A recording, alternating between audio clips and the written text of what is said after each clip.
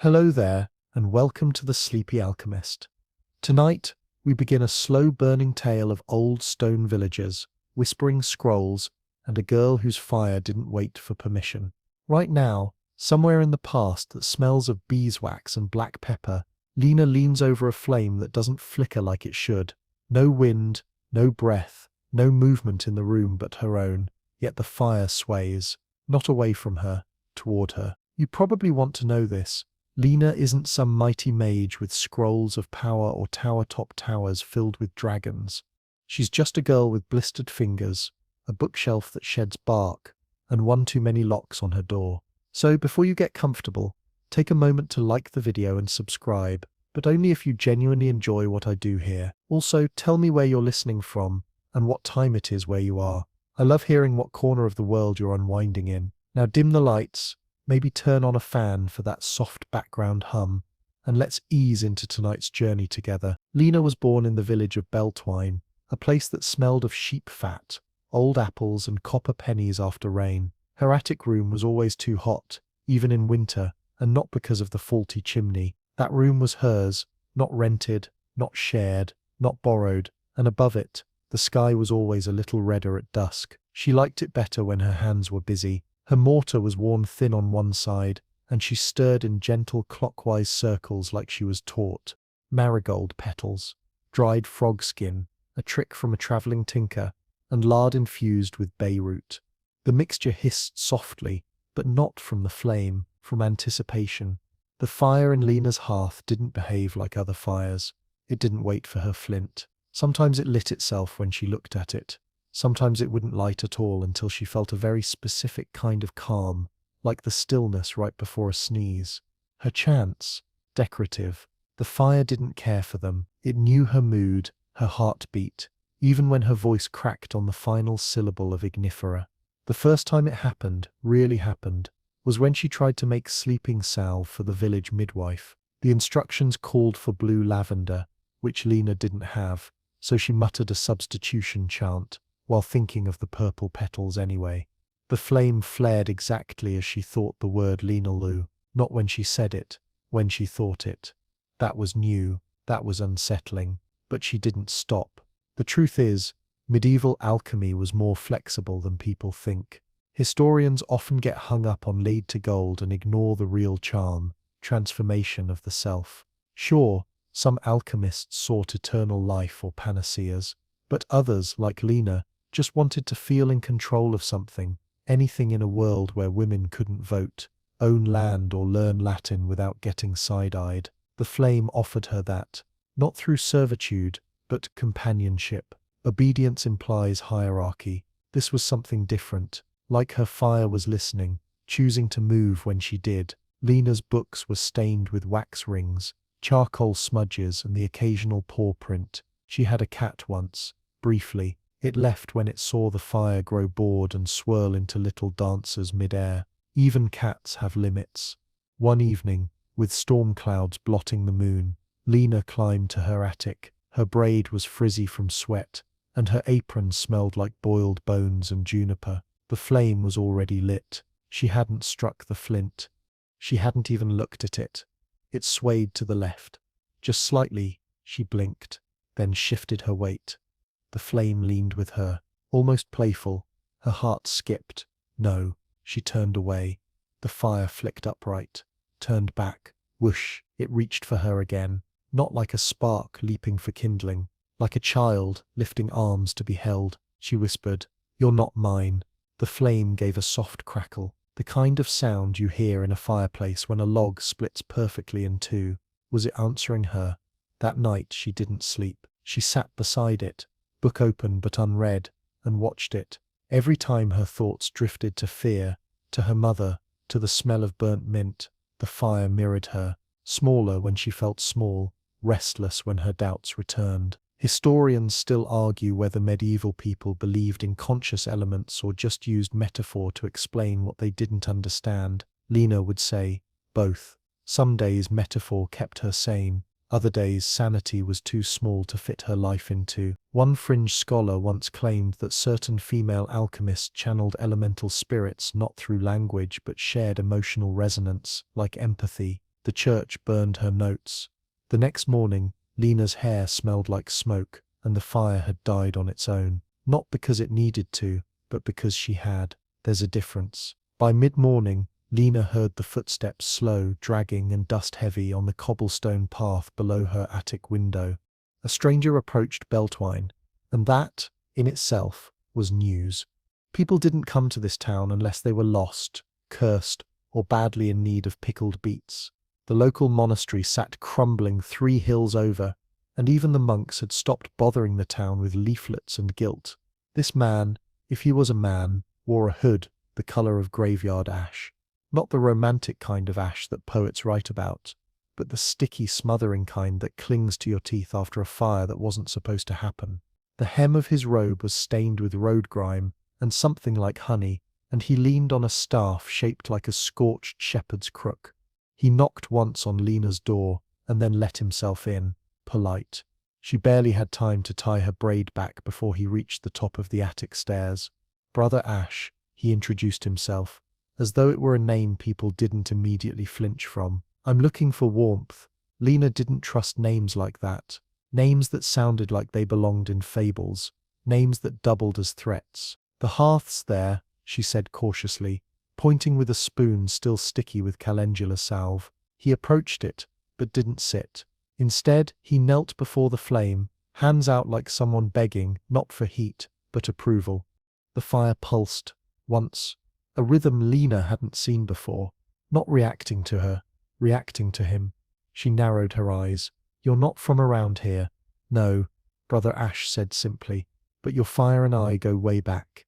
The nerve, in truth, religious figures sometimes wandered into alchemists' lives in medieval times, sometimes to advise, sometimes to accuse, but some friars, especially those influenced by mystic sects, shared more with heretics than with priests. Historians still argue whether some friars intentionally studied forbidden arts under the guise of penance. Lena couldn't place his dialect. It wasn't Latin, not entirely. It had that half-familiar music that made you feel like you should understand it, if only you'd paid better attention in your dreams.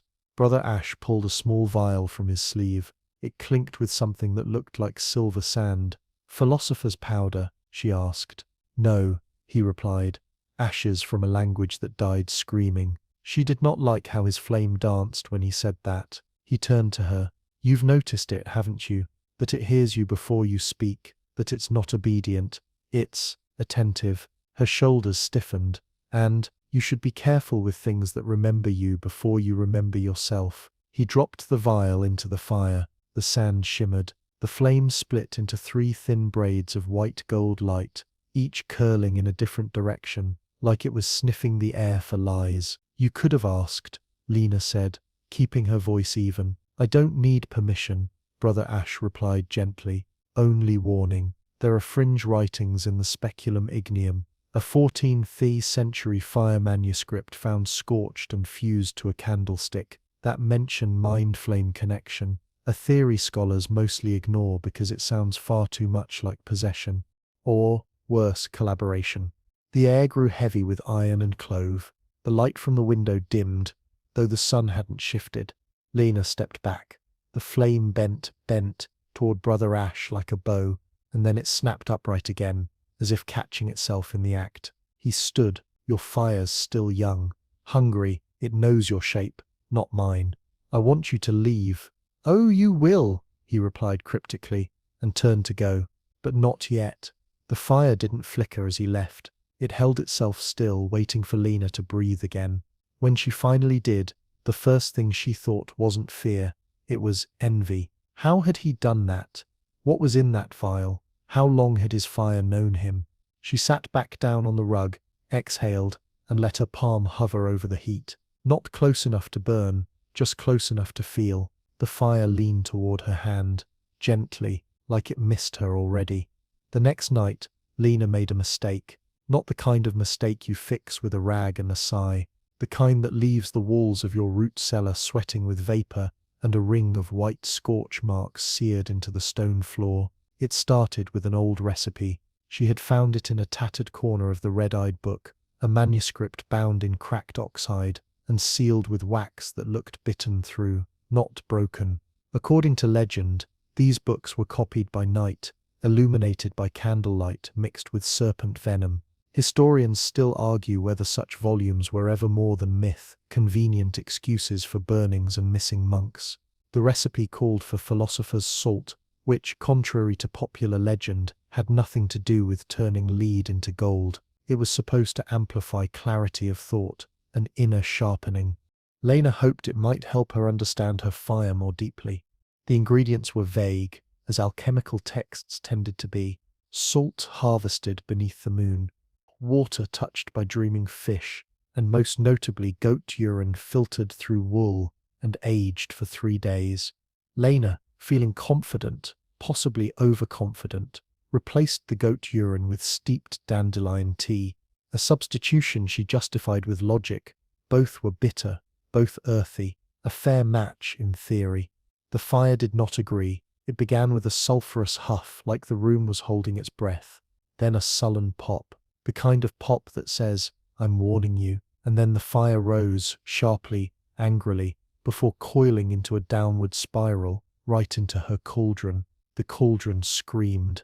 Not literally, of course, but the metal shrieked in protest as the contents turned from murky beige to vivid violet, then boiled over in a perfect ring around the base, without splashing a single drop outward. Lena staggered back, coughing, the air thick with something like pepper and saltpeter. The fire didn't rage. It withdrew, sulked even. It curled itself inward, leaving the cauldron to cool in its own failure. "Fine," she muttered. "Dandelions aren't goats." Message received. Fringe alchemists, those operating outside the established universities, often made substitutions out of necessity. But while plant-based analogues might satisfy a recipe's chemistry, they rarely satisfied its temperament. Some say ingredients hold memory. That certain rituals remember what they're supposed to be, and punish improvisation. Lena spent the next hour cleaning, muttering apologies. Not to herself, not to the book, but to the fire. "You're not just heat, are you?" she asked aloud. "You're temper, like mine." The flame didn't respond, but it didn't leave either. She returned the red-eyed book to its wrinkled shelf and promised herself she'd try again with the proper ingredients. That meant finding a goat. There were only 2 goats left in Beltwine. One was kept by a sour widow named Elder, who guarded it like it was made of silver. The other belonged to the town's only cooper, who believed strongly in privacy and had once bitten a tax collector. Lena opted to sneak into Elder's goat pen at dawn.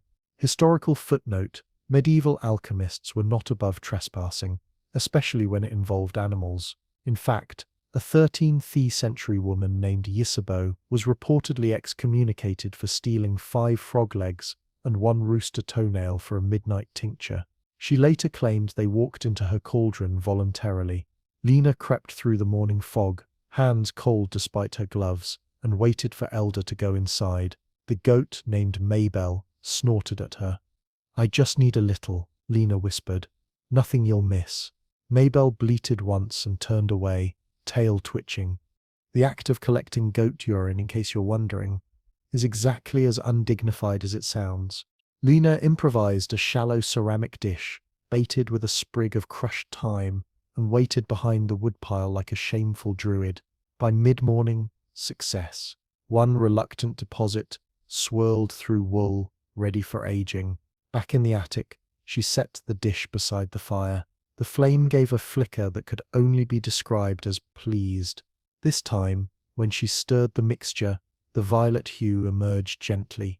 Soft plumes of steam drifted upward like sighs. The cauldron didn't scream, it hummed.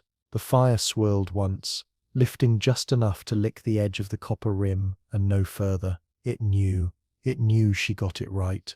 And Lena, despite the goat smell clinging to her sleeves, smiled. Brother Ash returned on the 5th day after the goat incident, though frankly, Lena had hoped never to see him again. The village was unusually silent that morning. Even the roosters skipped their pre-dawn noise, and Lena woke not to birdsong but to the faint scent of burning myrrh. He appeared at her attic door without knocking, this time simply pushing it open with a hand wrapped in old bandages that may have once been parchment. Lena's fire flared when it saw him, not aggressively but warily, like a cat rising to its feet, but not yet hissing. "You didn't say goodbye," she said flatly, not looking up from her notes. "I rarely say goodbye," he replied. "It suggests I won't return." The man had no visible pack, no walking dust on his boots, and yet his robe had fresh soot on the cuffs. Not from her hearth, she would have noticed. From somewhere else, somewhere less friendly. He sat without invitation and reached into his robe again. This time, he pulled out a spoon, not a ceremonial one. A regular, tarnished, battered spoon. Silver, with a crooked stem like it had been bent by someone impatient or incredibly strong. "Do you know," he said casually, "what silver does to lies?" Lena stared. "I know what silver does to werewolves and aristocrats.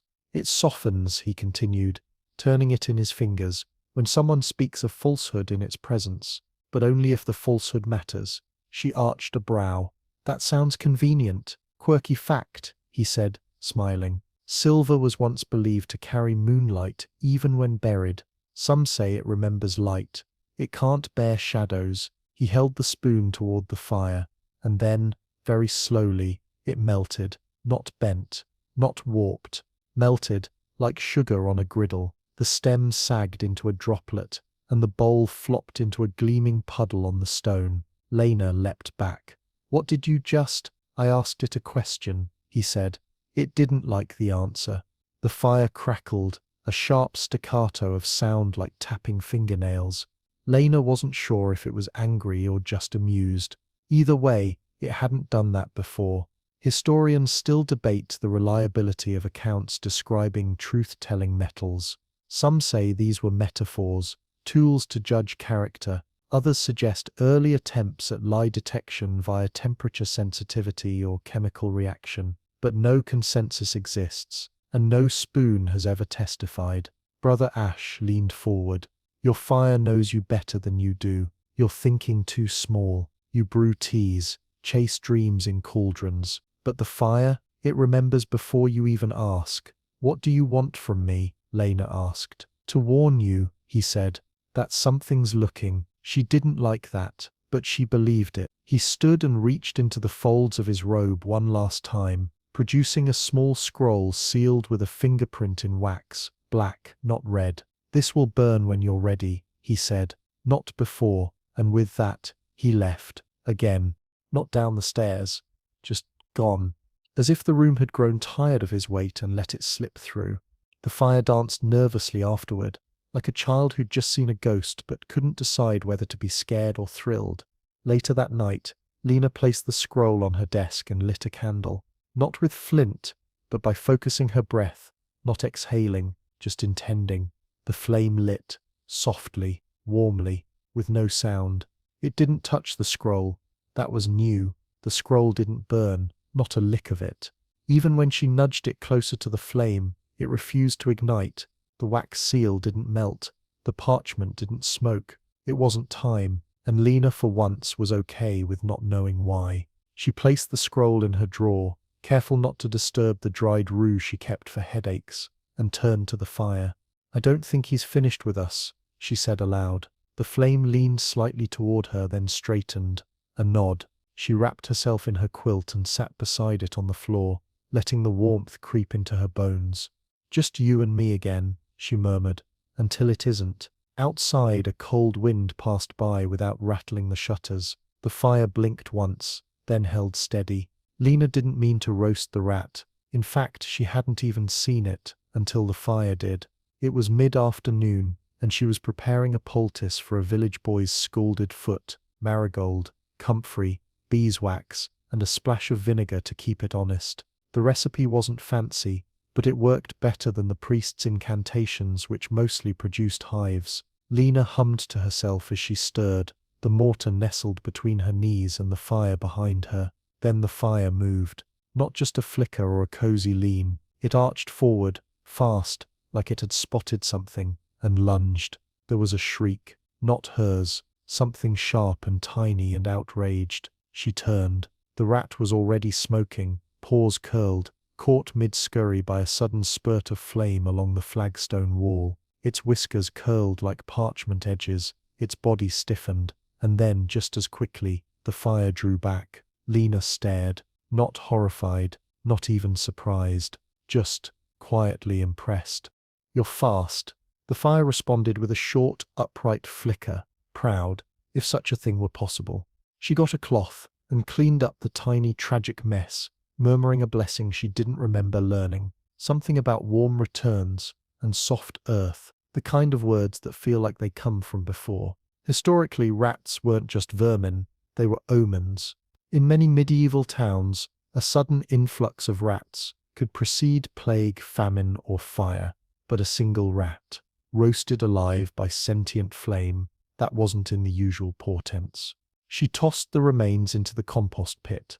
No sense in wasting decent meat, but Lena had no desire to explain the taste of flame-seared rodent to the village baker.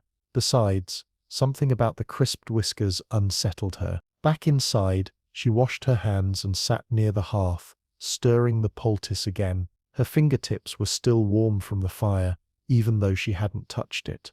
"Why'd you do that?" she asked softly. "You're not usually so jumpy." The fire didn't answer, of course. It just breathed, steady and slow, rising with her thoughts, falling when she stilled. There's an old belief, shared in corners of Norse and early Anglo-Saxon lore, that certain hearth fires develop an awareness over time. Not just ghosts in the smoke, but memory in the flame. Some even claimed the fire could act as a guardian, warding off intruders or bad luck. Fringe accounts speak of hearths that flared when a liar entered, or snuffed out when a cursed relic crossed the threshold. Lena hadn't believed those stories before, but now she wondered. She leaned closer, palm extended. The fire met her halfway. "You're watching for things," she whispered. "Aren't you?" It tilted slightly. Not an answer, more like a shrug. Lena was still considering this when she heard the bell outside, the slow, heavy clanging that only rang when something had gone wrong in the market square. She grabbed her cloak and left without thinking. The square was already full of people. Not panicked, not yet, but gathered, alert. The blacksmith stood at the front, arms folded. Widow Elder clutched a string of onions like they might protect her. At the center of the square, near the well, lay another rat.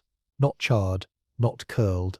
Frozen, its tiny body stiff as porcelain, little claws locked in place. The kind of freeze that doesn't come from weather, but from intent. Beside it, the stone tiles were lightly frosted. In August. No one touched it. No one spoke, until the baker muttered, "Third one this week." Lena frowned. "Third? They're coming from the woods," someone whispered. "Or something's pushing them into town." The blacksmith grunted. "Something that kills without tearing. That's not natural." Lena knelt beside the rat. The frost melted under her fingers, almost shamefully fast, like it knew it didn't belong. A few of the villagers looked at her, not openly accusing, but curious. The way you look at someone when you hope they're innocent, but aren't entirely sure. She stood up. "I roasted one by accident an hour ago." A beat of silence. Then laughter, uneasy, grateful laughter. Someone clapped her on the shoulder. Someone else muttered about stew. But as she walked back to her cottage, Lena wasn't laughing, because her fire didn't kill rats out of spite. It saw something before she did. It reacted, protected, and now something else was reacting too. Something cold. That night, she slept beside the fire, not because she was scared, because it was the only thing in the village that didn't lie. Beltwine was a town that prided itself on its hearths. Even the poorest homes had stone ovens and soot-darkened chimneys that coughed little plumes of warmth into the coldest nights. But over the next 2 days, something strange settled into the air, a stillness that made even smoke hesitate. Fires began dying more quickly. Bread ovens refused to catch, even when double-fed with kindling. Blacksmith Hahn's forge sputtered twice in one afternoon, something it hadn't done in 17 years. By the third morning, Lena woke to the thick smell of wet stone and silence. Too much silence. No crackling fire waiting for her. No flickering welcome. Just dim, breathless cold. She sat up, confused, and looked at the hearth. The fire wasn't out. It was sleeping. The embers pulsed faintly like a resting heartbeat. A warm red glow. Barely, but no flame, no dance, no motion.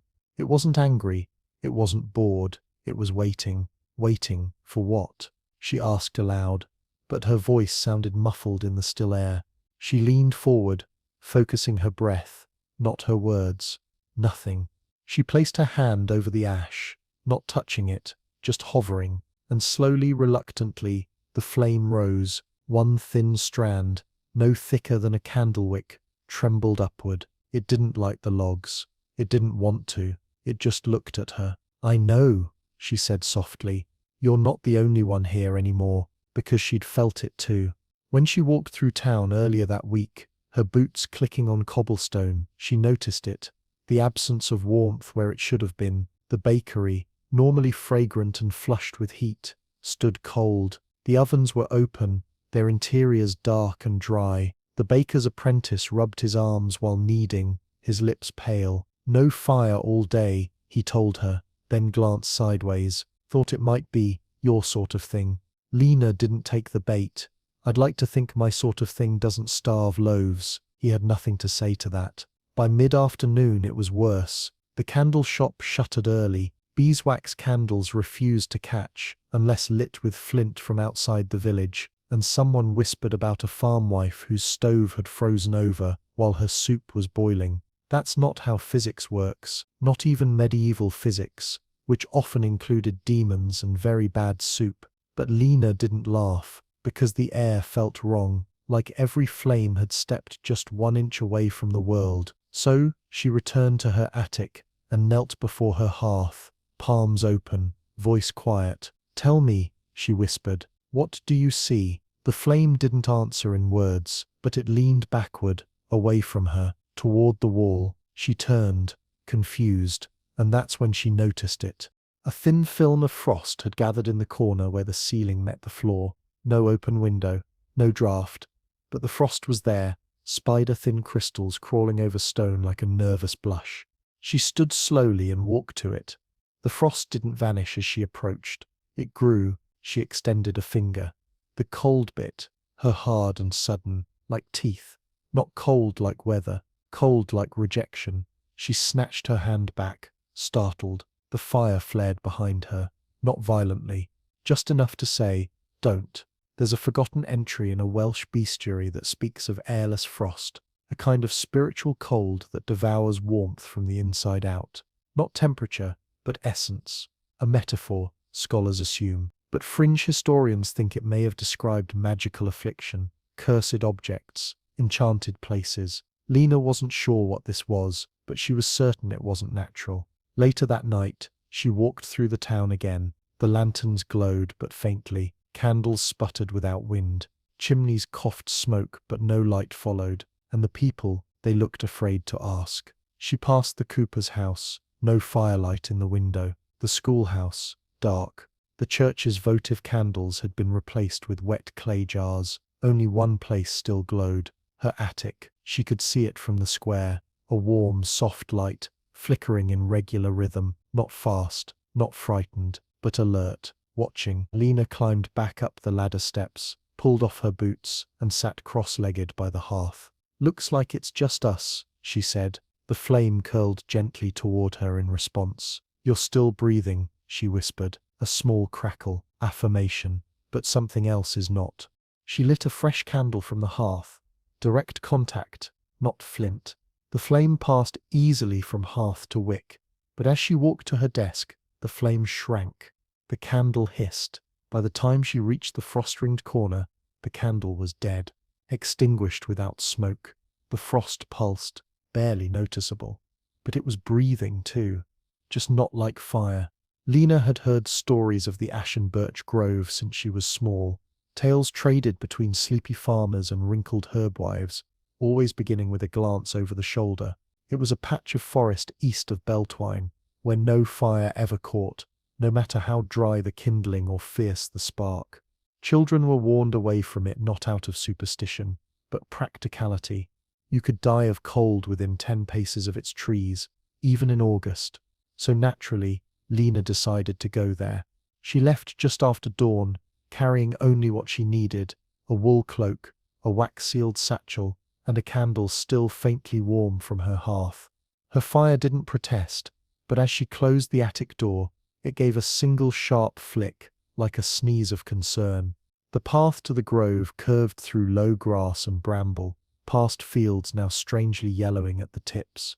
Even the birds were fewer than usual. The silence was beginning to feel familiar. As she approached the grove, the temperature dropped, not dramatically but unreasonably. There was no breeze, no fog, and yet the tips of her fingers began to sting with cold. The trees stood in neat, unnatural rows, bark pale as bone, leaves gone grey long before autumn. The smell was faintly sweet and burnt. Not the comforting kind, more like the aftermath of a wax spill. She struck flint at the edge of the grove. Nothing. She moved deeper, tried again. Still nothing. The candle from her hearth, dead the moment it crossed the boundary. No smoke, no melt, just silence. This was the place. Lena sat cross-legged on a bed of dry leaves and closed her eyes, letting the cold bite. She remembered a chant, one her mother used to hum under her breath, especially on days when the fire wouldn't catch or the sky felt a little too near. It wasn't Latin. Not quite, a mix of old languages and nonsense syllables passed down like lullabies. Scholars have long argued whether these chants were ever meant to invoke magic or merely used to focus intent. Some even believe they acted as mnemonic devices to steady the mind, especially among women barred from formal education. Lena hadn't spoken the chant in years. She did now. Ardo sum, lumo spiris, mivan nox, mivan vox. Her breath came slower. The cold pressed closer.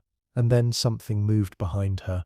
Not a person, not an animal, a shift, like the air changed its mind. Lena didn't open her eyes. Instead, she whispered, "I'm not here for you, I came to ask." A pause, then from the cold itself, a scent bloomed, clove and sap and stone, familiar. Her fire. She opened her eyes. A single birch leaf had curled into the shape of a flame, not burning, just holding the shape. It lay on the ground before her, like an offering. She reached out, and the moment her fingers brushed the leaf, it dissolved into ash, just poof, gone. And where it had lain, the frost had receded. A circle no wider than a tea plate, but clear, warm. The cold didn't flee, but it backed off. Lena stood. Her joints ached, not from exertion, but from that unnatural chill that clings to the soul more than the skin. She walked out of the grove slowly, backward, not out of fear, out of respect. When she passed beyond the final tree, the warmth returned with a rush. The candle in her bag relit itself, a tiny flame flickering inside the wax, as though relieved to come home. She sat in the grass, shivering, and pulled out her notebook. Her fingers still trembled, but she managed to write one line before the ink froze in the nib. Some places don't want fire, but fire waits anyway. By the time she returned to her attic, the frost had spread a little further along the floorboards, but the hearth was lit, waiting, breathing in time with her. Back in the attic, Lena stared at her fire like it might blink first. It didn't, of course. But it did tilt slightly, just a fraction toward the place she now recognized as hers. The circle in front of her hearth, worn into the stone by years of kneeling, chanting, dreaming. The place where thought met flame, where language didn't matter so much. She settled there cross-legged and set her notebook down with a sigh. The ink had frozen halfway through the word, waits, and the feathered script now cracked if she touched it. She didn't. Instead, she took a long breath and placed her hands palms up over the fire, not close enough to burn, close enough to listen. What she felt wasn't heat, exactly, it was recognition. The fire wasn't waiting for her words. It never had been. That was the mistake she'd made, trying to command it like a recipe, expecting results like a merchant expects change. The flame responded not to speech, but to directionless thought, something more like music than math. So she experimented. She closed her eyes and pictured grief, her mother's hands shaking as she buried Lena's father's pocket sundial, the ache of silence on the walk back home. The flames sank, low and mournful. She switched to wonder. The memory of catching a falling ember that didn't burn her, just glowed in her palm like a friendly star. The flame rose, spiraled, glimmered. It wasn't obeying, it was echoing. Some medieval alchemists believed that fire was not merely elemental but semi-conscious, a mirror of the soul, particularly sensitive to will be unspoken. They wrote of alchemy of the mind, where transmutation didn't require crucibles but clarity. Mainstream texts scoffed, of course, but fringe practitioners, they documented results. Pages filled with impossible things. Lena decided to try again. This time no chant, no flint, no breath, just thought, light. The flames swirled brighter, hunger, it curled inward, loneliness. It quivered, then split into two thin threads that met again at the top. Interesting, she murmured. The fire agreed. She didn't speak again, that night. She didn't need to. Instead, she sketched. Not diagrams or incantations, just motions, the curves of the flame, the shapes it took in response to her mind. A spiral for joy, a sudden vertical snap for suspicion, a slow sweeping loop for curiosity. By candlelight, it became its own language. And the more she practiced, the clearer the pattern. The fire responded most intensely when her thoughts were unspoken yet vivid, like dreams she hadn't had yet. But not just any thought. It ignored lies. If she tried to fake fear, it blinked out like a bored candle. If she tried to conjure fake laughter, it sighed, an actual audible sigh like wind through dry branches. Only truth, only raw, ridiculous, real things. She wrote that down. Fire reflects only what we admit to ourselves. It wasn't just obeying, it was being with her. And somehow, more deeply than she expected, Lena realized she wasn't alone. There's a theory, half alchemical, half mystical, that mind and matter are tethered, not by will, but by resonance. That every thought sends out a tiny invisible pulse, like ripples on water. And sometimes, under rare and silent conditions, the world answers. Historians ignore this, because it sounds too poetic to be practical. Lena now called it Tuesday night. As the moon rose through her attic window, the fire danced gently in its own rhythm, not hers, not reactive.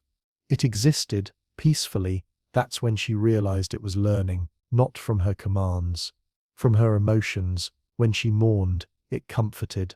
When she worried, it steadied. When she sat silent, unsure of what to feel, it waited, not impatiently, just alongside her. Lena reached for her chalk and drew a circle around the hearth, not to trap it, not even to protect it, just to honor the space.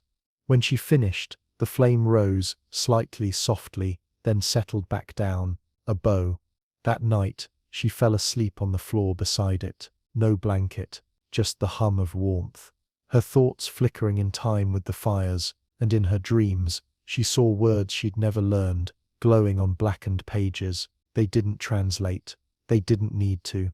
3 days later, Lena attempted a ritual she'd only read about in the red-eyed book, and only once, at that, on a page that had partially crumbled when she first touched it. It was supposed to be simple, a focus circle, a chant of clarity, and a binding of intention. Simple, of course, by medieval standards, where clarity meant silence for 3 hours and intention required fasting, goat-blessed ink, and sitting cross-legged on a limestone slab under a new moon. She made do. The circle was drawn in chalk infused with crushed laurel leaves and a dusting of dried belladonna. She took 3 hours of silence, though her stomach protested the fasting with all the grace of a bard denied wine. And as for the ink, she used her own blend, charcoal soot, crow feather residue, and the final drops from a long-forgotten jar of squid sepia. Not exactly goat-blessed, but the crow had died naturally on her windowsill. That had to count for something. She drew the sigils around the hearth with care, murmuring not words but thoughts, the new language, the emotional shapes she and her fire had built together. Everything seemed stable, until the second fire started. At first, Lena thought it was a trick of light, a duplicate flame flickering just beyond the edge of her chalk circle. But it didn't feel like hers. Its rhythm was off, too sharp, too fast, like it wasn't responding to her at all. It was echoing something else. Then it spread, not wildly, quietly. Like a rumor, it slithered along the floorboards toward her salt jars, sending long, twitchy tongues into the corners of the room. And when it hit the edge of the circle, Snap, the chalk cracked. A fine white fracture bloomed outward like ice underfoot, and suddenly Lena felt the entire room tilt, not physically, but energetically, like gravity had shifted directions. Her own fire flared in protest, its color darkening from warm gold to a smoky bronze. Not fear, defiance. Lena reacted without thinking. She grabbed the nearest pinch of powdered iron and cast it into the air between the flames. The room hissed, the air thickened, and both fires shuddered as if struck. The rogue flame faltered, and then vanished. Gone. The smoke that remained didn't curl. It hovered in a rigid column, then collapsed like a puppet with cut strings. She coughed once and knelt at the edge of her chalk circle. What was that? Her fire gave a low, solemn flicker. Not the answer she wanted. Historians still argue whether rogue manifestations during alchemical rituals were the result of misdrawn circles, impure materials, or external influences. Some claimed malevolent spirits, others blamed fluctuating planetary hours. But one fringe theory, the most unsettling, suggests these weren't accidents at all, that when a flame is too closely observed, sometimes it looks back. Lena wasn't sure which theory she liked least. She redrew the circle, this time thicker, and scattered salt and powdered bone along its rim, not to trap, to filter. The fire settled again, but it stayed low, watchful. Later, while wiping soot from her sleeves, Lena noticed something else, a tiny scorch mark on her desk, no bigger than a coin, but in the center of it was a symbol she didn't remember drawing. 3 points, 2 curves, a perfect spiral inward. It pulsed faintly. She blinked, and then it was gone, wiped clean, just a shadow on wood. That night, she didn't light candles, she didn't chant, she just sat by the hearth, staring into her fire's slow, soft rhythm, one breath in, one flicker out, together. And in the distance, somewhere just beyond hearing, she thought she felt another fire, not near, not yet, but moving. It was the smell that drew her to the bakery. Warm, sweet, and completely impossible, because Lena had walked past that very storefront just 2 days earlier and seen the ovens cold, the doors closed, and the baker muttering about curse air as he tried to light damp kindling for the 3rd time with no success. Yet now, as the late afternoon sun hit the cobblestones at just the right angle, a familiar fragrance rolled out into the street. Honeyed crust, roasted nuts, warm yeast. The kind of scent that makes strangers forgive prices and children lie about already having had lunch. She paused, halfway through tying back her braid, and narrowed her eyes. The bakery's chimney was still dark. No smoke, no heat shimmer. And yet, Lena pushed open the door. A bell jingled overhead, though she didn't remember there being a bell before. It sounded not quite metallic, more like bone on glass. Inside it was warm, but not the kind of warmth you'd expect. It wasn't rising from the ovens or flickering from lanterns. It hovered, oddly even, as if the walls themselves exhaled a slow, deep breath every few seconds. Behind the counter stood the baker, Tom Merrin, mid-70s, blind for the past 20 years, after an unfortunate incident involving a splinter, a cat, and far too much enthusiasm for nutmeg. He didn't look up when she entered, but he smiled. "Morning, Lena. It's well past noon," she said, stepping carefully around a tray of braided bread, cooling on the floor. "For me, every hour is morning. Easier that way." Lena tried to peer into the kitchen, but there was no glow from the ovens, no smoke, not even a hint of firewood. "How are you baking?" "Same way I always have. There's no fire, Tom." He nodded, still smiling. That's the trick of it. This wasn't the first time she'd heard of fireless baking. In fact, a fringe tale from the 1300s spoke of a Benedictine baker in Lyon who claimed to invite warmth into his bread through prayer alone. Most scholars dismissed this as allegory, symbolic of divine inspiration. But Lena wasn't so sure anymore. "I use the memory of heat," Tom said, reaching for a roll and slicing it with a blunt knife. "I know what bread should feel like. I remember the sound it makes when the crust gives. I remember the way the air hums when it's done just right." "And that's enough?" she asked. "For me, yes." He handed her the slice. "Try it." It was warm, not piping, not toasted, just comfortably, humanly warm, like a hand held in yours a moment too long. She bit in, soft, slightly sweet, just enough chew. Perfect. Tom leaned closer. You think warmth only comes from fire, but sometimes fire just answers a different kind of remembering. Lena set the bread down, her mind already whirring. So you're not using flame, you're using resonance. He laughed. Big word for a baker.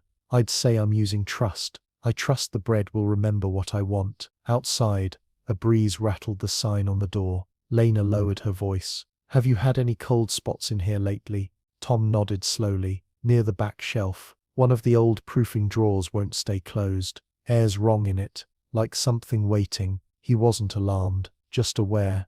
Do you think your warmth could protect the town? Tom tilted his head, thoughtful. I think it could remind the town, but protection's not what I do. I just bake. She finished the slice and dusted crumbs from her hands. You're a strange man, Tom Merrin, he chuckled, and you're late for something. She blinked.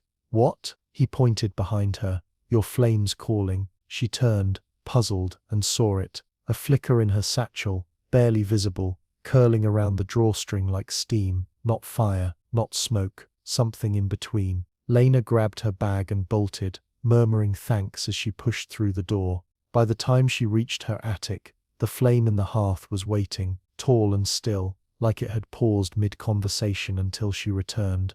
I know, she said, dropping the satchel.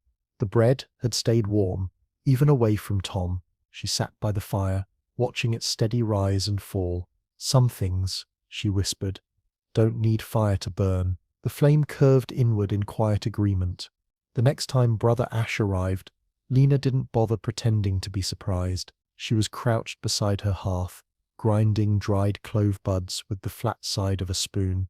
An experiment in scent binding for dreams, when the fire elongated in the corner of her eye. It didn't flare, it leaned, just enough to say, he's here.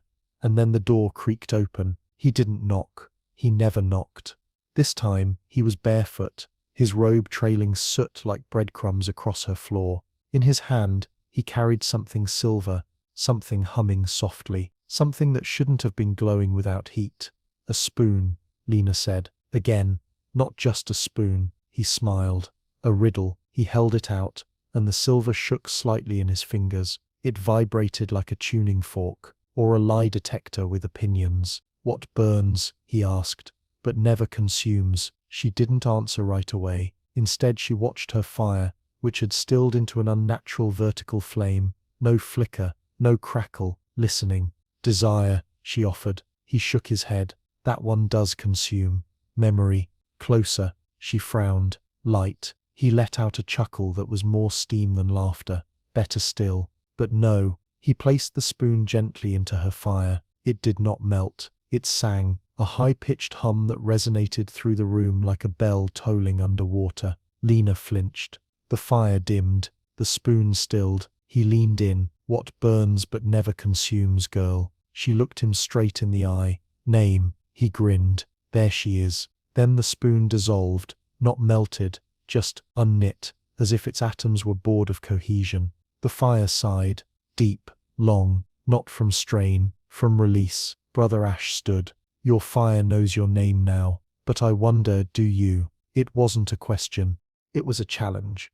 Lena stood, brushing clove dust from her fingers.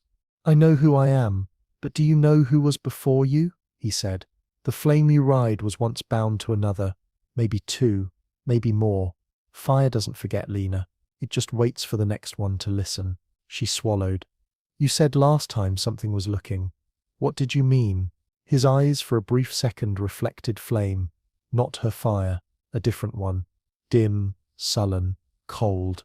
Some call it the hollow flame, he said. Others, the quiet ember. A fire that takes instead of gives. It doesn't burn. It removes. You mean the frost, Lena said softly. He nodded. That's it sleeping. Why now? Because you woke yours. There's an obscure theory among late medieval fire mystics, barely footnoted in the surviving Liber Ignium, that every true flame, when awakened to the thought, draws its opposite. Light creates shadow. Passion stirs void. It's one reason why alchemical flame was kept secret, passed only between mentors and trusted kin. Does it want me? Lena asked. No, Brother Ash said.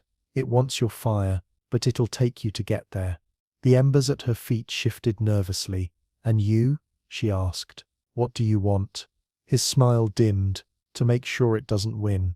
He turned toward the door but paused. One last thing. When your fire weeps, don't put it out. Let it mourn. That's the only way it learns. Then he was gone again.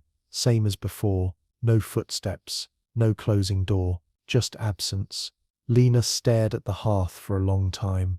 The flame was flickering erratically, like a heart trying to remember its rhythm after a bad dream. She crouched beside it, whispered, "What burns but never consumes?" The flame steadied, then curved slowly into the shape of a question mark. Lena closed her eyes. She didn't have the answer. Not yet. Beltwine's festival of black air had once been a joyous thing, or so the oldest villagers claimed, though none could quite remember why they celebrated a night when no fires were allowed to burn. Held once each decade on the 13th night after midsummer, it was marked by snuffed lanterns, shuttered hearths, and the kind of silent reverence usually reserved for the dead or very old cheese. The reasoning had long since faded, lost between generations who were better at baking than preserving meaning. But the practice remained, honored more from habit than belief. This year, it arrived with unsettling timing. The sun dipped behind the hills, and Lena stood in the center of the town square, arms folded, watching people extinguish the last of their candle stubs and sigh like they were putting children to bed. No light, no spark, no heat. The town slipped into darkness like a coat it didn't want to wear. Even her own fire had to be snuffed, at least publicly. Tradition, after all. But Lena had whispered an apology to the hearth before leaving. The flame hadn't fought her. It had folded inward with a reluctant shiver, not gone, just tucked away. Some medieval scholars link festivals like this to ancient fear, not just of fire, but of what follows it. After light, after heat, after safety, there is always something waiting. Historians still argue whether the Festival of Black Air originated as a purge of spiritual interference or a practical pause to avoid attracting skyfire, those mysterious glowing orbs noted in 12th century town logs. Lena suspected it was older than either. The villagers stood quietly, as they always did, faces turned toward the empty torch brackets lining the square. No music, no prayers, just stillness. Then came the smoke, not thick, not rising from chimney or torch, just appearing. Thin, oily tendrils of blackness drifting in from the western edge of town, curling low along the ground like spilled ink. It didn't move like regular smoke, no direction, no breeze. It simply was. People noticed, first by coughing, then by inching backward, but no one broke the silence. No one dared light a flame. Lena's heart raced. She could feel her fire, even unlit, tugging at her chest like a buried ember pressing against ribs. She moved toward the smoke. The baker was already beside her. Tom Merrin, smiling faintly as if none of this were new. "It's not fire," he said. "It just hates fire." Lena glanced at him. "Why is it here?" "To remind us." "Of what?" "That without flame, we're just very polite shadows." The smoke brushed her ankles, cold, wet, and then it pulled. Not physically, not like wind, like thought. It wanted something. Recognition. Attention. Lena reached into her satchel and touched the candle from Tom's bakery. It was still warm. "Will it stop us from lighting anything?" she asked quietly. Tom didn't answer, so she stepped forward, one more pace. Then two, and she thought, not words, not names, just presence. The feeling of her hearth, the pulse of flame as it breathed beside her bed, the time it seared her fingertips because she had tried to lie to it. The smoke paused, and then for just a second, retreated. A gap cleared, no wider than a breath, but enough. She pulled the candle out, whispered nothing, just felt. It lit. No spark, no touch, just fire, hers. The black air shrieked, not with sound, but with sensation. A pressure behind the eyes, a hum in the teeth, a taste like rust and regret. Villagers gasped. One dropped to his knees, another wept, but the flame held, and slowly the smoke retreated. dissolving back into nothing, as if it had never been. Someone asked if the festival was over. Someone else asked if it should be.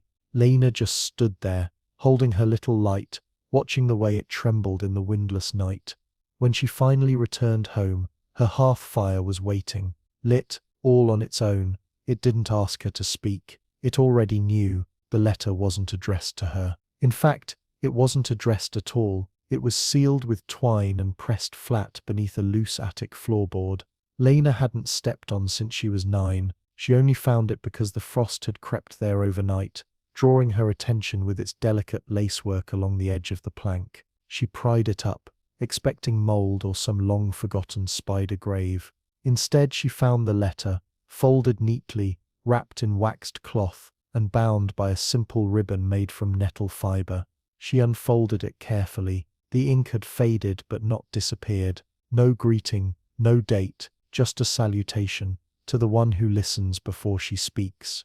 Lena sat down on the floor, heart thudding quietly in her ears, and read, "You are not the first. If your flame has found rhythm with your thoughts, then it has also found memory. Flame stores memory, like wax stores scent. When you light it, you burn the past as well. I was once where you are now. I lit it too eagerly. It danced for me, as it likely dances for you. But there is a danger in being seen too clearly by something so old. Fire is not just warmth, it is witness. Mine began to write me back, not in ink, in dreams. You may already know this, or you will tonight. If you find this letter, do not destroy it. Let it burn on its own terms. It will know when. Remember, fire listens best when you stop explaining, and never feed it rosemary at night." There was no signature. Lena reread it twice, trying to spot a clue, anything to identify the sender. The handwriting was thin, spidery, yet fluid. A woman's, perhaps, or someone who had written in hiding for a long time. She looked at the hearth. The fire was awake, calm but attentive. It had not flared when she found the letter. It had not recoiled. "Who wrote this?" she asked aloud. The flame leaned sideways, very slightly, toward the window. Not an answer, a direction. Lena tilted her head. "You remember her."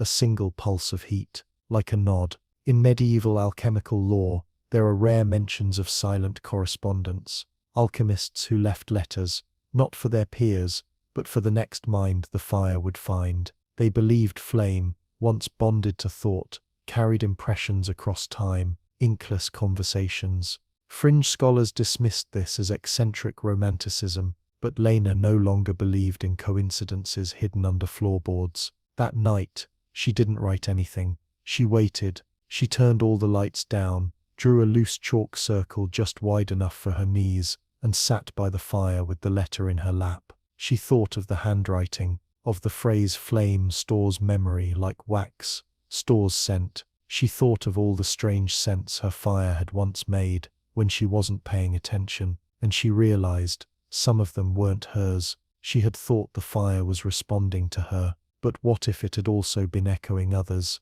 other voices, other griefs, other joy? She placed the letter on the hearthstone, not touching the flame. "Not tonight," she whispered. "It's not ready." The flame didn't argue. It just curled into itself, small, tired, like a memory too full to be told. That night, Lena dreamed, not of flames, but of ash. Not grey, blue. It rained from the ceiling like snow, and as it touched her skin, she could hear words, not spoken, remembered. One sentence stayed as she woke. "If your fire knows your name, what does it call you when you forget?" Lena didn't answer. She just sat beside her fire until morning, watching the letter as it did not burn. Yet, Lena didn't carve anything under her table. She was sure of that. And yet there it was, scratched faintly into the oak, barely visible unless you crouched low and angled the light just right.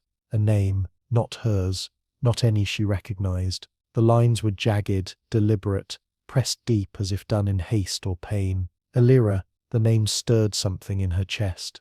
Not recognition, not quite, but echo, like the first note of a song you didn't know you remembered. She ran her fingers over it, careful not to splinter her skin. It was old, not recent. The wood had darkened around the etching, the way it does with time and exposure. The table had been her mother's. Lena had used it since she could hold a pen. She stepped back, uneasy. Did she put this here? The fire, gently crackling in its steady rhythm, didn't answer. She crouched beside it, placing her hands on the floor. I found a name, she whispered, but not mine. The flame leaned forward, not sharp, not afraid, just present. Who is Alira? She asked. The flame pulsed, then curled into the shape of an E, not precise. Just enough. A mimicry, a memory, and then it spun, looping twice before settling again. Lena sat cross-legged, her breath shallow. Alira. The name tasted warm and sharp, like dried citrus peel. She pulled out her notebook and flipped back to the dream symbols she'd drawn weeks ago. Spirals, flame curves, breath echoes. One of them, the triple loop spiral, matched the shape the flame had just made. She tapped the page. Was this hers? The fire didn't answer. It didn't need to. It breathed with her. Medieval belief held that names carried power, not just identity but function. To name something was to bind it, to know it. That's why so many alchemical recipes buried names beneath riddles or symbol sets. It wasn't secrecy for secrecy's sake. It was protection, because names can be called back, even when their owners cannot. Lena took a candle from the desk and touched it to the hearth. It lit, hesitant at first, then steady. She held the candle beneath the table, letting the flame hover just above the carved name, and the letters glowed. Not brightly, not with heat, but with recognition, as if the fire remembered the hand that made them. She stood quickly, nearly knocking the candle over. The air had shifted, not colder, just deeper, like the attic had grown taller in that moment, as if it needed room for something else. That night, she tried something new. She placed the candle on her desk, not near the fire, not inside a circle. She whispered, "If you know her, show me." And then she blew the flame out. Immediately the fire in the hearth flared, then dimmed, then twisted itself into a narrow line, upright, wavering, waiting.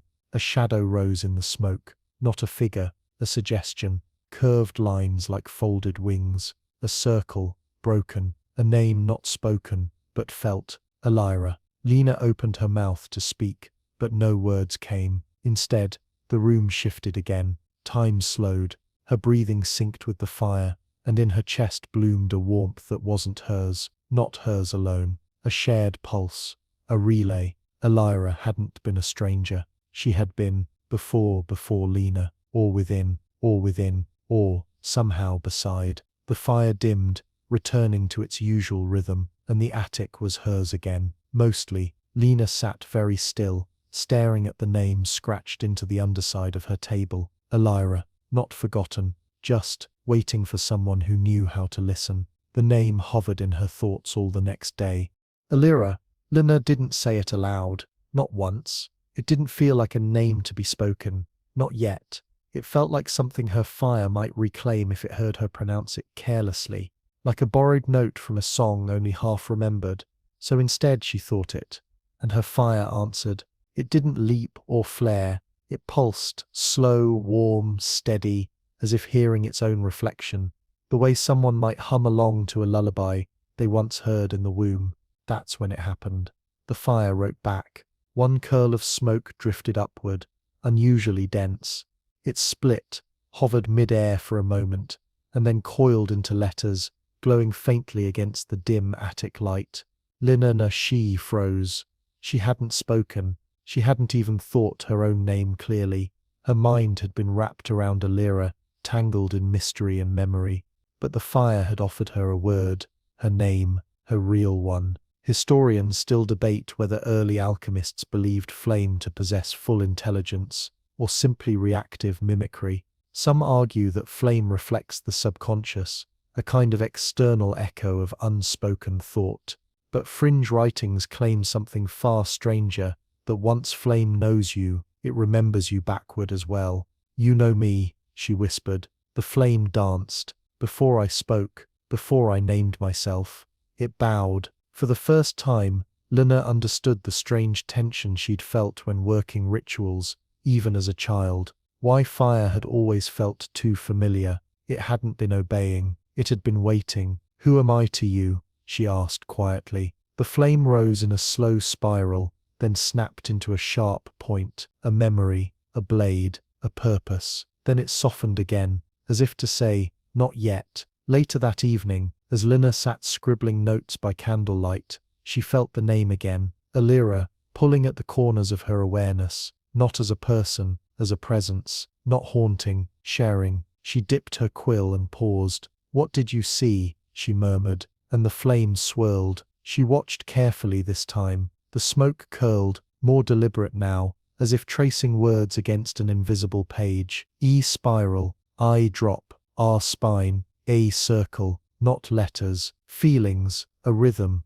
and then the most startling thing of all, the fire pulsed in time with her heartbeat, not mimicry, memory. She blinked and remembered, just a flash, not a lifetime, not a face, but hands, calloused, ink-stained, laying a stone on another's grave, ash under the fingernails, the taste of rosemary on the tongue. Alira had burned things for love. That was the thought that rose without warning, not hers. The fire steadied again, as if satisfied. Lena stood and walked to the hearth. So she was before me. The flame leaned toward her, but not gone. A slow, steady wave of heat. She placed a hand just above the flame. No contact, just closeness. "You've had others," she said softly. "Others who breathed with you. Others who you chose. No movement, only warmth. The kind of warmth you don't question, the kind that stays. There's a fringe claim, tucked deep in the pages of the lost Codex Vatri. That elemental flame forms not bonds but impressions over time. Like a glassmaker's mold, heat shapes itself around the soul of whoever tends it, and in rare cases, it remembers that soul, reseeks it, rekindles. Lena didn't need a scholar to confirm it. She felt it. She'd been chosen before she ever picked up a flint.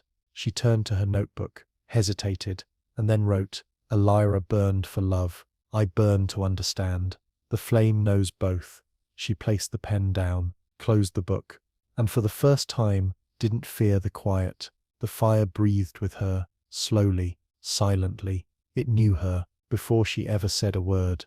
Lena didn't mean to use the witch-glass mirror.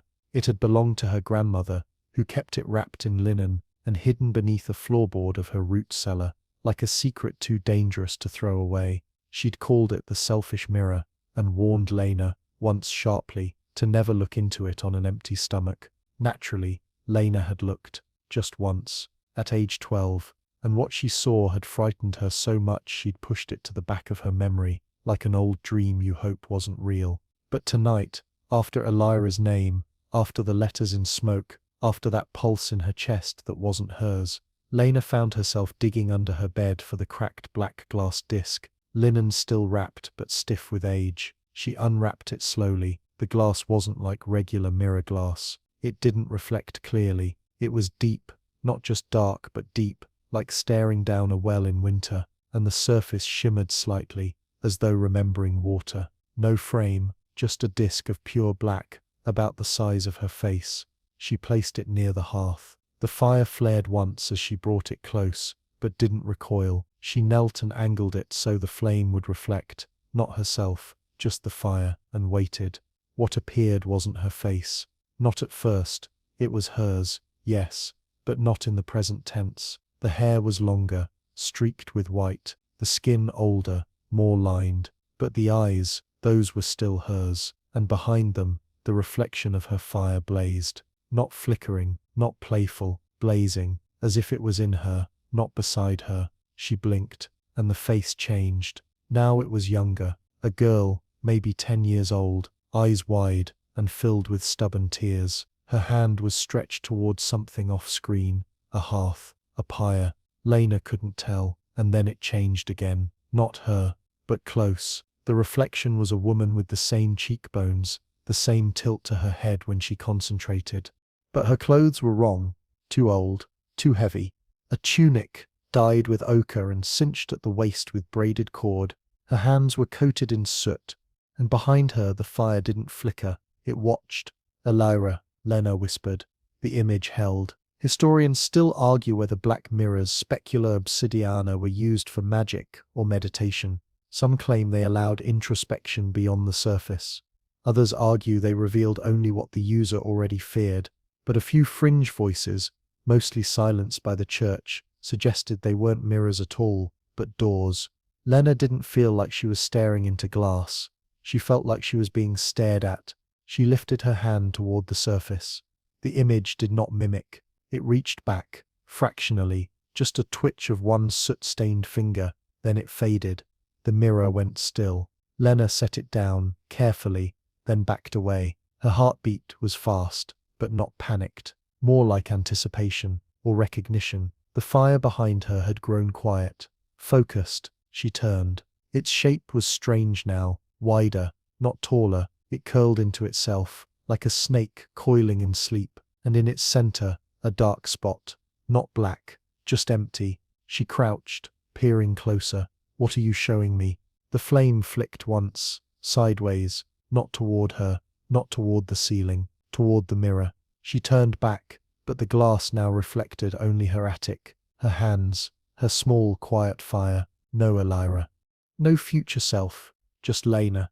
But it had known, it had shown. She wrapped the mirror in linen again, this time adding salt to the folds, and placed it in the drawer with the unburned letter. "I see you," she whispered, not to the mirror, to the fire. "I think I've seen you before." The flame pulsed. And that night, Lena dreamt of soot falling upward, and a mirror that breathed. Lena wasn't entirely surprised when the cat arrived. It didn't meow, it didn't scratch. It simply walked in as if it had been living there all along, winding its way through the bookshelves with a slow, liquid confidence that cats are either born with or inherit from witches.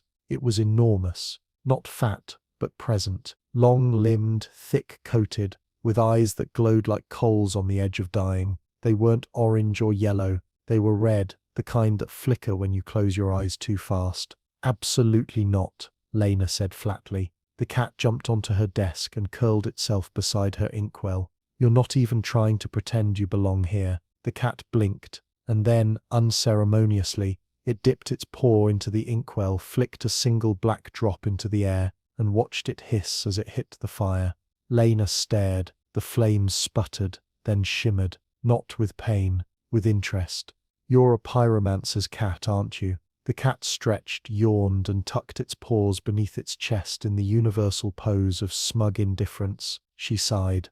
The medieval world is full of references to cats with unusual affinities, particularly in alchemical households. They were believed to guard dreams, keep away wandering spirits, and in some very fringe corners of thought, act as conduits between living flame and the dead. Most of those stories ended with, "and then the cat vanished with the soul." Still, Lena didn't throw it out. She watched it carefully. It refused food. It refused sleep. It only drank boiling water. She discovered this by accident, offering it a bowl of cool spring water, which it ignored. She tried warm milk. The cat yawned. Then, in frustration, she filled the kettle, set it by the hearth, and turned away. She heard the lap-lap-lap of tongue on ceramic not 5 minutes later, steam rising, boiling. The cat drank like it was born in fire. She named it Cinder, though she doubted it cared.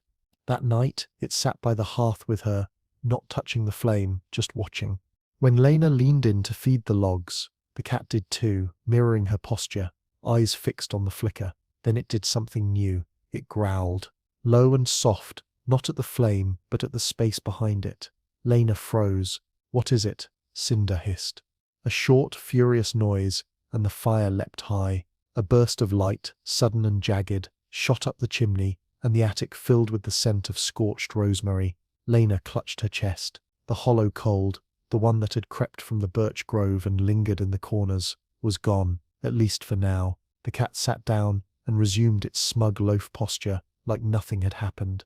"You burned it," Lena said, incredulous. "You chased it off." Cinder blinked slowly, a humble nod. If such a thing were possible, from a creature that considered nap locations a spiritual ritual. Lena lit a new candle, set it near the hearth, and whispered, "Guard." The flame curled into a ring, closed, protected. Cinder meowed. Once, it echoed, and from that moment on, the attic felt heavier, not burdened, anchored. as if the fire had decided it was no longer alone in its defense. Fringe alchemists believed some familiars weren't chosen, but sent, not from other witches, but from flame itself. When a fire became conscious enough, aware enough, it shaped something in the world to help anchor its memory: cats, birds, certain insects, not servants, emissaries. Lena glanced at Cinder. "Are you a memory?" The cat thumped its tail once, then fell asleep on top of her grimoire. Of course, the fire burned quiet that night. No flickers, no whispers, just a warm, even pulse. And when Lena dreamed, the cat was there, walking through soot trails in a world of endless flame, leading her forward.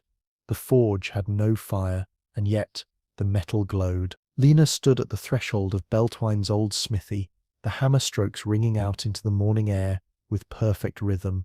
4 seconds apart, always like a heartbeat. The village didn't know it still had. The blacksmith was supposed to be dead. Han Older had passed 5 winters ago, buried beneath a mound of coal-dust black soil behind the chapel. Lena had attended the funeral. She remembered the ash-streaked apron laid over his casket, the priest's unease when blessing tools instead of a man. But today, she saw someone standing at his anvil. The shape moved like Han, shoulders like stone gates, bare arms corded with muscle and soot, hair bound back in the same leather cord he always used, though it had long since frayed to threads. "Han," she called. The hammer paused mid-air, not startled, not surprised, just acknowledging. He turned. It wasn't him, or maybe it was. The face was wrong, softer, younger, but the eyes had the same weight, like they'd stared too long into something that stared back. "You're not supposed to be here," Lena said. The figure smiled faintly. "Neither are you." She stepped closer, glancing around the forge. There was no flame, no coals, not even a brazier, just the anvil, the glowing steel, and that steady hammer tapping metal into form. "You're forging cold," she murmured. "Forging memory," he corrected. The bar of iron on the anvil, nearly finished now, gleamed with an inner light, not heat, will. She reached out, and the warmth struck her not in her skin, but in her mind. It felt familiar. She gasped. "This is from my fire." The blacksmith nodded. "You left a trail behind, even in sleep. Flame doesn't just burn, it remembers. And sometimes it builds." He set the hammer down. "Want to see something?" She nodded. He held out his palm, fingers curling slowly, and from the air, not from fuel, not from spark, a flame appeared. Tiny, blue-edged, precise. It hovered like a jewel. "Yours listens," he said. "Mine listened too, long ago, before the cold came." "You were bound, once," he said, "before it left me." Lena blinked.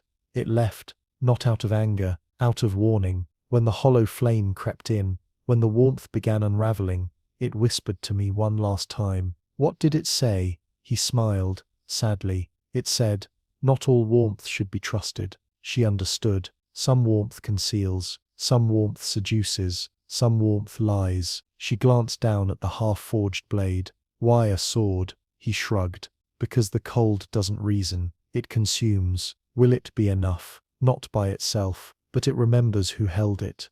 That matters more." He lifted the blade, its glow pulsing in time with her fire back home. She could feel it, even from here. "I think it knows you." She took the blade. It hummed in her grip, not heavy, but anchored, like it already knew what to do. The forge began to fade around her, just slightly, like mist withdrawing from sunlight. She looked up. The blacksmith was already turning away, hammer in hand. "Wait," she called. "What was your fire's name?" He paused, didn't look back. "It knew mine," he said. Then he was gone, just gone, the anvil cold, the steel in her hand, still warm. She walked back to her attic with the blade wrapped in old linen, soot clinging to her palms like second skin. Her fire flared the moment she entered. Not in greeting, in recognition. She placed the sword beside the hearth. The flame curled around it, not touching, honoring. And for the first time, Lena felt truly prepared. Not for battle, but for remembering. Lena lit the incense at dusk, not with flint, with a breath. The fire, sensing her intent, offered just enough heat to coax the ember from the tip of the stick. No showmanship, no drama, just function. Respectful and precise, the smoke curled upward like a rising thought. She had heard of smoke walking from an old apothecary once, long ago, when she was still convinced alchemy was just coloured powders and forgotten Latin. The woman had claimed that if one sat with smoke long enough, still enough, it would take you somewhere else. Not in body, she'd whispered, but where the memory lives. Most historians chalk such tales up to hallucinogenic herbs, but Lena hadn't used any tonight.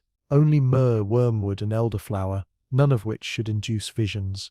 And yet, the moment the smoke reached her face, something changed, not outside, inside.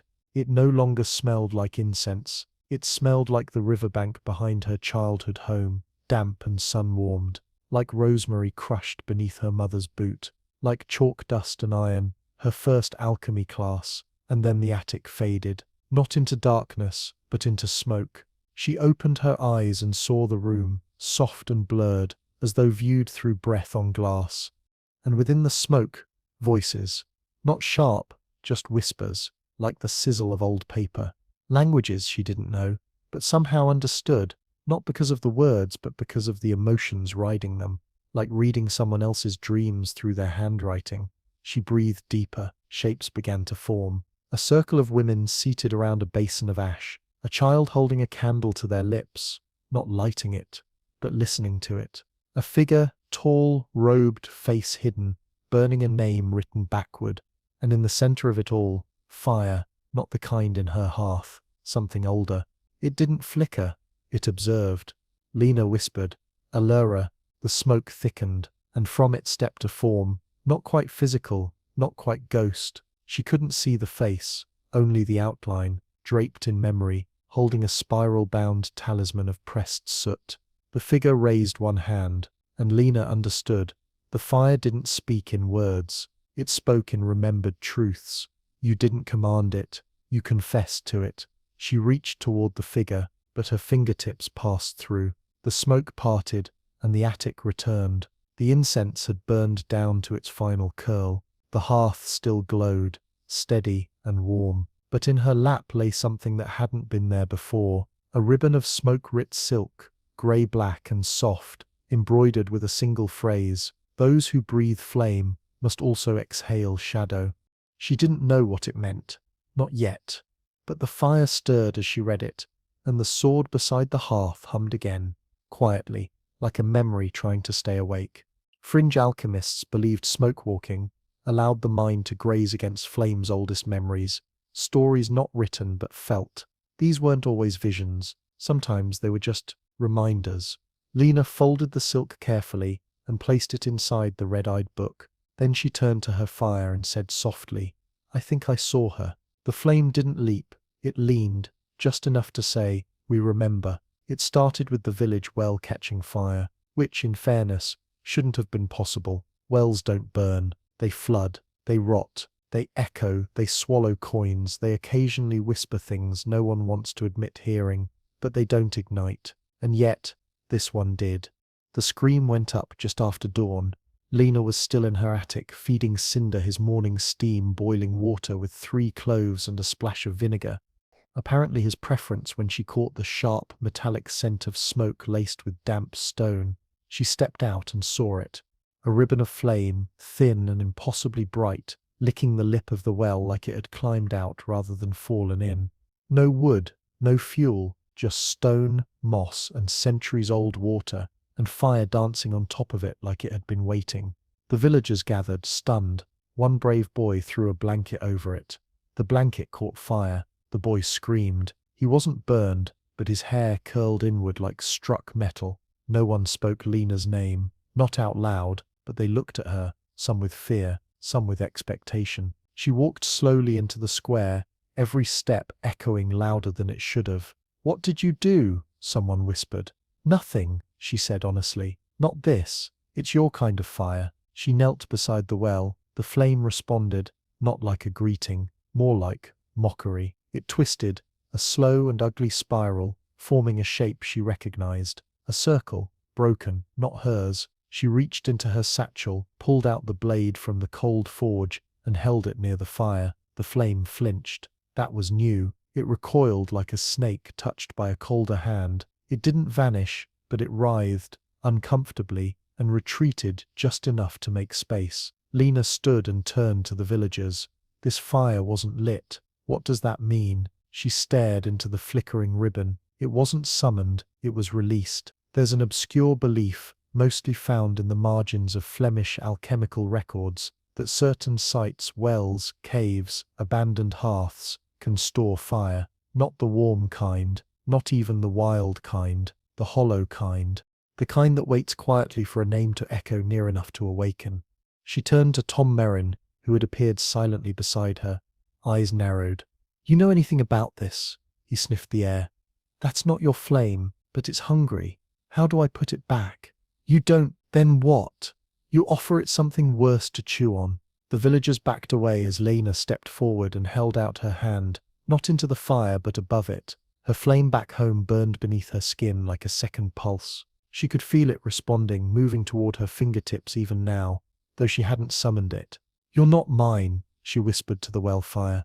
"But I've met yours before." The flame flared in response. Cinder, who had followed at a distance, yowled once, a low rippling growl that made the flame stutter. The well shook. Just a tremor, but enough, and the fire vanished. Snuffed, swallowed, escaped? No one was sure, but the stone steamed like a beast breathing through clenched teeth. A few villagers muttered prayers, others muttered her name. Not kindly. Lena turned without a word and walked back to her attic, the blade warm in her hand.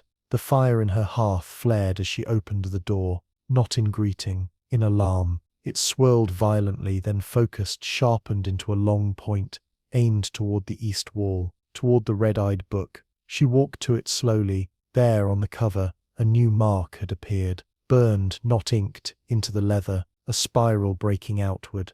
She didn't put it there, and the flame behind her crackled once in warning. Alira's name whispered in the back of her mind, like a bell heard through water. She sat down. The room felt colder.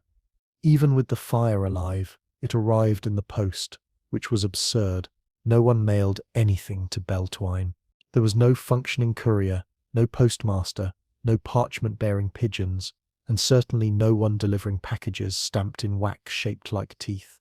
But there it was, a plain, square parcel waiting at Lena's doorstep, nestled between her herb satchel and the claw marks Cinder had thoughtfully added to the lintel. The wax seal shimmered with an unnatural sheen, iridescent and sharp-edged, molded into a row of molars, not symbolic molars, realistic, uncomfortably dental. She didn't touch it with her bare hands. Instead, she carried it inside with iron tongs, tools meant for crucible work, now repurposed for unsolicited tooth mail. She set it on the desk. Her fire stopped dancing, dead still, watching. Lena cut the seal with the flat of a silver spoon. Inside, a relic. At first it looked like a shard of stone, rough and grey, streaked with gold veins that pulsed faintly, like a bruise that breathed. But when she touched it, the surface warmed instantly, and her vision wavered. Images, not memories, just impressions. Salt, blood, heat. A crown made of bones so old they were nearly glass. The shape of teeth again. Not human, bigger. A whisper followed, not aloud, in her teeth. "You carry the flame, now carry the cost." She dropped it. The shard struck the floor and didn't bounce. It sank, not far, just enough that the wood blackened beneath it in a perfect circle. Cinder bolted into the rafters. The fire, still frozen, let out a single pop, and the relic hummed. Lena reached for her notes, flipping through old sketches, cross-reference symbols, anything that might match this thing. One did. A marginal note from a ruined page in the red-eyed book, the Salt King's teeth, a relic older than any kingdom. Not royal teeth, but the teeth of salt itself. The thing they said whispered across oceans of ash, and fed its wisdom into the ears of alchemists who dared to burn without humility. Fringe myth, untraceable, thought long lost. According to the scroll, those who hold it may feel fire's past, but if the shard warms, your thoughts no longer belong to you. Lena sat back, too late, because it had warmed, and in her head now was not a voice but a pressure, not invasive, observant. She steadied herself, breathed, counted the flickers of the fire. It finally moved again. 3 soft pops, 1 rising curl, the signal it gave when something dangerous was not yet done. She whispered, "Are you angry?" The flame crackled once. Negative, worried, a slight lean forward. Yes. She placed the shard inside a lead-lined box, wrapped it in graveyard soil cloth, and slid it beneath her floorboard. The one Elira's name was carved beneath. Cinder watched from the rafters, eyes thin as flint. That night she dreamed of flame with teeth. Not metaphorical, not poetic. Real teeth, snapping gently at the edges of her thoughts, asking questions she didn't have the words to answer. And in the dream, the fire did not comfort her. It waited, not out of fear, but because it knew, once the Salt King whispers, the listener never burns quite the same. When Brother Ash returned, Lena wasn't surprised to find that his shadow came first. Not his footsteps, not his breath, just the silhouette cast along her attic wall by a flame that had not moved and a sun that had already set. She didn't turn. "You brought it here," she said. "No," he replied, his voice emerging just a beat after the shadow folded into him. "It was already coming. I just didn't stop it." He stepped into the room, slower than usual. There was no soot this time, no quiet confidence in his gait. He looked thinner, almost hollow, as though something inside had burned out, but the shell had politely stayed behind. Lena studied his robe. It was the same, but somehow less. Frayed, translucent at the edges, as if moths of memory had been chewing at it from the inside. The fire didn't lean toward him this time. It retreated, just slightly. Brother Ash noticed. "I suppose it remembers now," he murmured. "What are you?" she asked, voice low. "Really?" He smiled, tired, but not cruel. "A placeholder. That's not an answer. It's the only one I've ever had." He moved toward the hearth and crouched. The flame flinched. A low ripple of heat passed between them. "You're not a man," Lena said. "No, a ghost." He shook his head. "Not quite." She stepped closer. "You're made of ash." He looked up, eyes kind. "Close. I was traded for it. A long time ago." The fire behind him dimmed. "I burned something I shouldn't have," he continued. "Not to destroy it, to store it. Thought I could contain what it knew."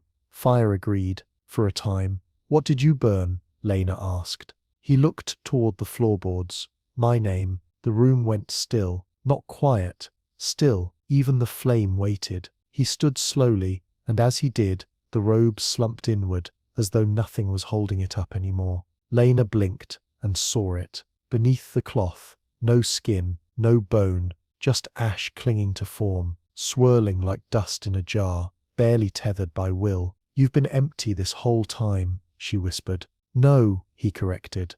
"I've been reminded." He reached into his robe and pulled out the scroll he had once given her. It had burned itself open, charred edges, curling like petals around a single remaining word. She took it from him, read it aloud. "Remember." The flame rose tall and straight, not in fear but in finality. Brother Ash removed the band from his wrist. It crumbled as he dropped it to the floor. "You've reached the part where the flame becomes a mirror," he said. "Be careful." "Of what?" "Of mistaking memory for identity." Lena stepped forward. "What happens to you now?" He smiled.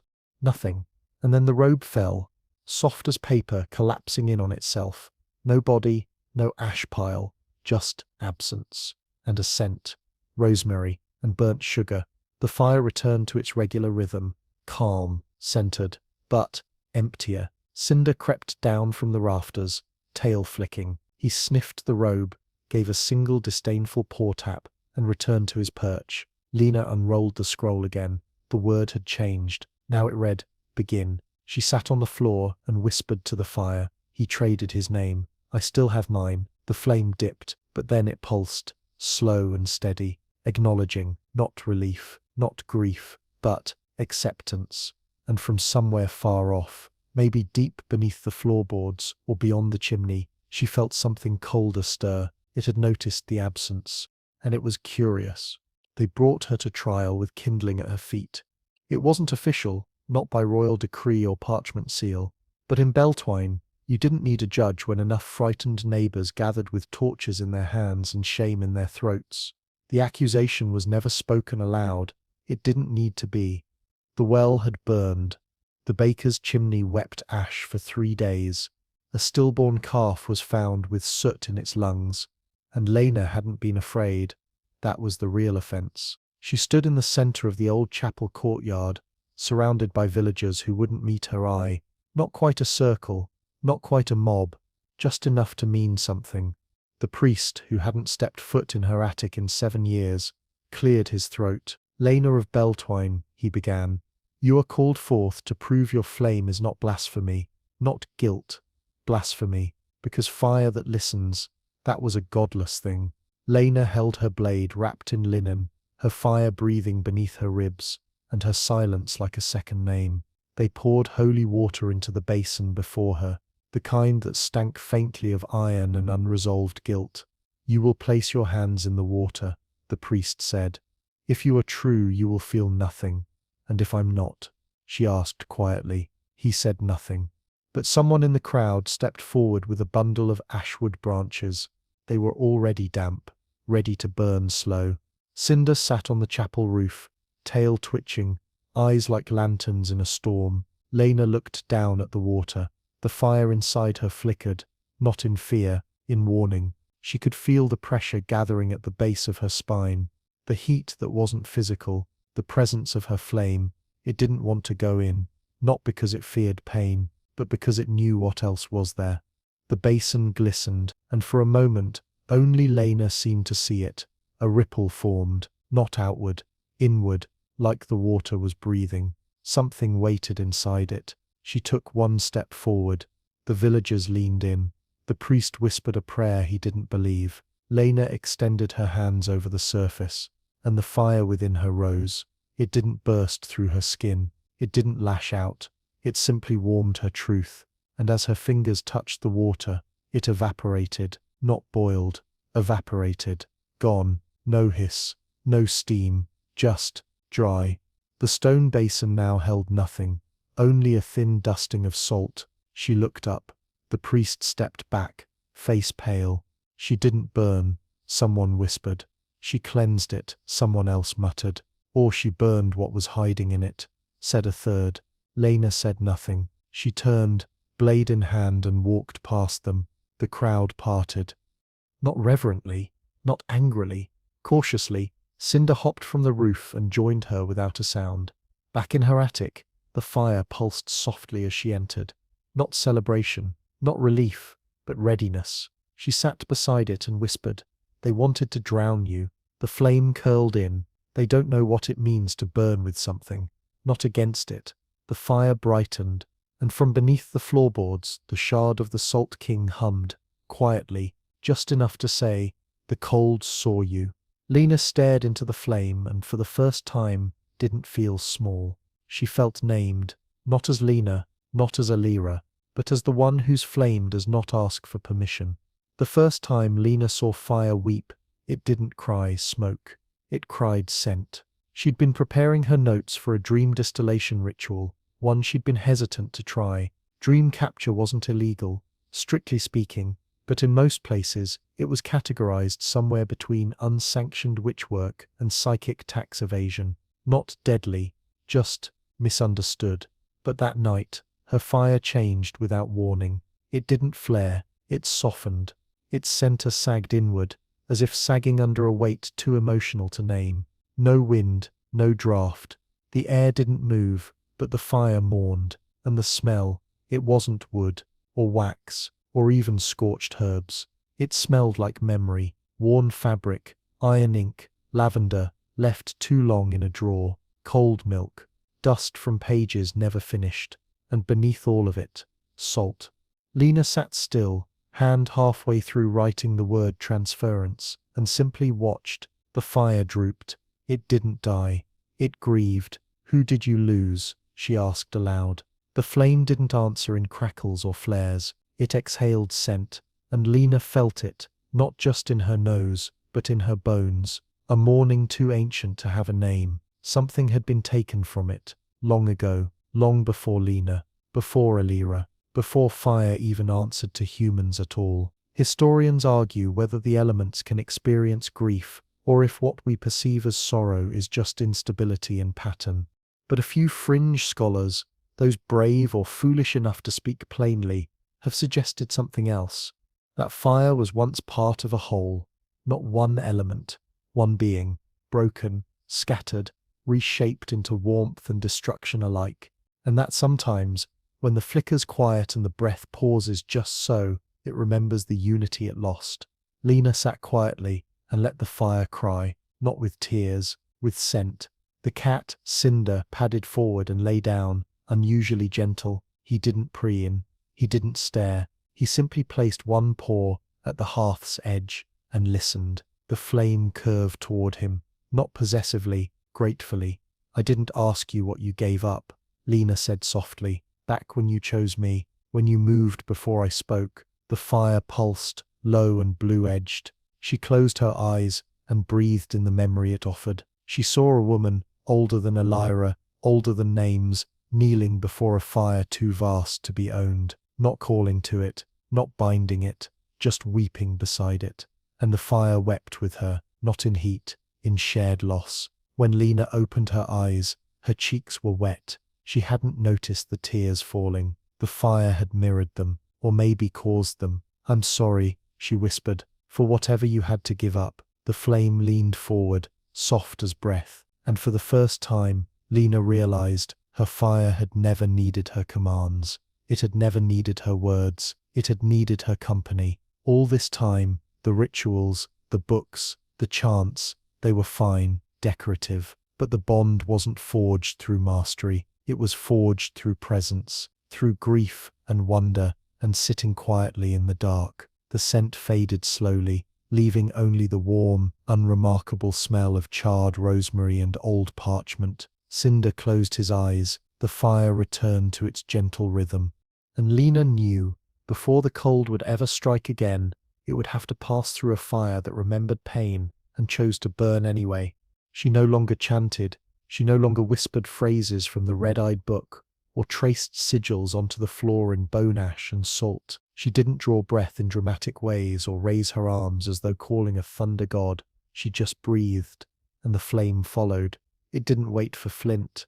It didn't flicker nervously or test the air for her intentions. It simply rose, as calm as a thought, as steady as a heartbeat, and as old as the first warmth ever known to skin. Lena sat by the hearth with no spell in mind. No question, no need. Her blade rested against the stone, humming faintly, not for war but as a reminder of what had tried to come, what might still try. The Salt King's shard, locked beneath the floorboard, pulsed gently once each hour, not a threat, just a distant drumbeat. Even Cinder had softened. He no longer hissed at shadows or watched the frost-hollowed corners.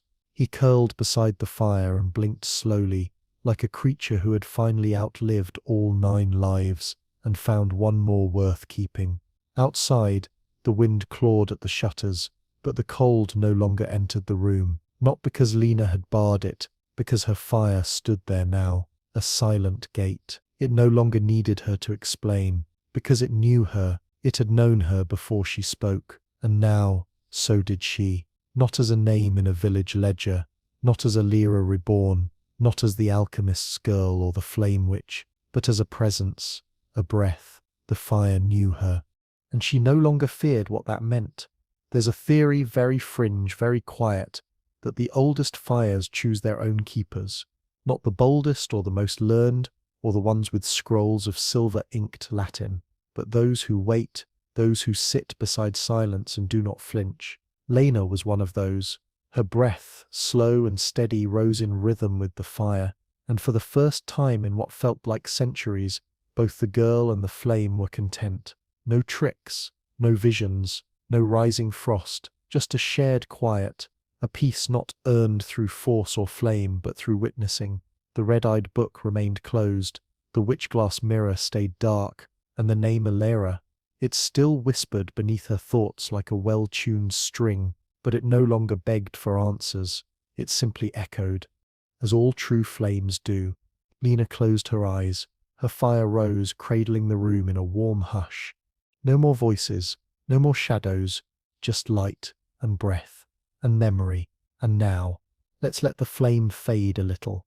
The attic quiets. You can almost hear the creak of wood settling, the last puffs of ash curling in slow, sleepy spirals, the kind of silence that doesn't demand stillness, but invites it, gently. Cinder, curled in a perfect crescent, breathes deeply, his nose twitching toward the fading warmth. The sword beside the hearth no longer hums, it simply rests the way old tools do when they've done their part, when nothing more is asked of them. And Lena, she lies now on the rug, one hand resting lightly on the stone near the fire, not to control it, just to feel its pulse, and it's steady. You can imagine the last few embers glowing, soft orange with hints of violet around the edges, not dying, just easing into stillness. Because not all fire ends in smoke. Sometimes it just pauses.